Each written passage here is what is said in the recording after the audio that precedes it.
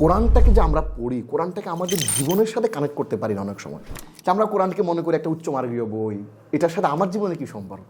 আমি যে আল্লাহর কাছে ইম্পর্টেন্ট, এই বইটা পড়লে আপনি পাবেন। আমার বিশ্ববিদ্যালয়, ঢাকা বিশ্ববিদ্যালয় এবং Islamic university of technology, Boardbazar, Gazipur, যেখানে আমি পড়াই, আমি ছাত্রদেরকে এই বইটা উপহারও দিয়েছি। আরিফ আজাদ ভাই, আমরা সবাই মিলে, ওমর আল জাবির ভাই সহ, আমরা এই পড়ো সিরিজের এই বই নিয়ে আমরা ঘন্টার পর ঘন্টা কথা বলতাম। সময়টা ছিল করোনা লকডাউন। আমরা সবাই তো সেই সময়টা ফেস করেছি। লম্বা 2 মাস গ্রামের মধ্যে বসা। তা আমি গ্রামে বসে পড়াশোনা করতাম, বিভিন্ন অনলাইনে ক্লাস নিতাম, ইউনিভার্সিটির ক্লাস অনলাইন ছিল। তো সেই সময়ে প্রতিদিন প্রায় সপ্তাহে 3-4-5 দিন ঘন্টার পর ঘন্টা বসে কোরআন নিয়ে আলাপ করতাম। তো আমি আপনাদেরকে আজকে বলবো, এই যে পড়ো যে বইটা, এই পড়ো বইয়ের যে লেখক ওমর আল জাবির ভাইয়ের কথা।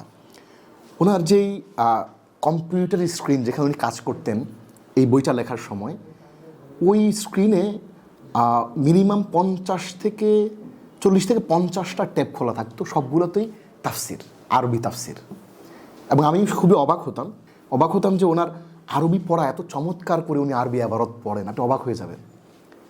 ওই সময়টাতে উনি মেটা, আমরা যেটাকে ফেসবুক এবং হোয়াটসঅ্যাপ বলি, এখন হোয়াটসঅ্যাপও মেটা কিনে নিয়েছে, মেটার ইঞ্জিনিয়ারিংয়ের প্রধান ছিলেন সেই মানুষটা। এই যে কোরআন নিয়ে মানুষ এত পাগল হতে পারে, কল্পনা করতে পারি না। তো ওনার সাথে আমরা যখন পরিচয় হয় আমাদের সমকালীনের ইয়াসিন ভাইয়ের থ্রুতে, যে আমরা আরিফ আজাদ ভাই, আমি, আহমেদ ইয়াসিন ভাই, তারপরে আমাদের মাহমুদ ভাই সহ, আমরা সবাই মিলে, ওমর আল জাবির ভাই সহ, আমরা এই পড়ো সিরিজের এই বই নিয়ে আমরা ঘন্টার পর ঘন্টা কথা বলতাম। কোনো একটা জিনিস আমি আর্গু করতাম, আরেকজন আর্গুমেন্ট দিত, আরেকজন এভাবেই কিন্তু এই পুরো যে সিরিজটা আপনি দেখতে পাচ্ছেন 1 থেকে 5 পর্যন্ত, পুরোটা কিন্তু এভাবেই আসছে। পড়ো 1 নম্বর বইটা, পড়ো 2, পড়ো 3, পড়ো 4, পড়ো 5। সো আমার কাছে মনে হয়েছে যে এই পড়োটা আমি নিজে পড়েছি এবং আমার বিশ্ববিদ্যালয়, ঢাকা বিশ্ববিদ্যালয় এবং Islamic university of technology, Boardbazar, Gazipur, যেখানে আমি পড়াই, আমি ছাত্রদেরকে এই বইটা উপহারও দিয়েছি।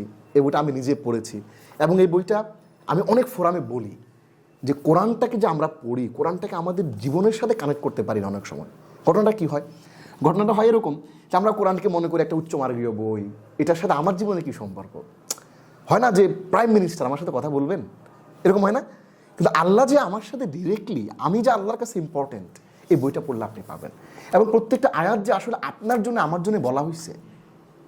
এবং একটা সময় আমি যখন এই সিরিজগুলোর সাথে কানেক্টেড, যখন আমরা পড়ো 2, পড়ো 3 নিয়ে আমরা যখন কাজ করেছি, গ্রুপে ঘন্টার পর ঘন্টা কথা বলেছি, তখন আমার কাছে এমন জায়গা থেকে আমি আটকে গেছি।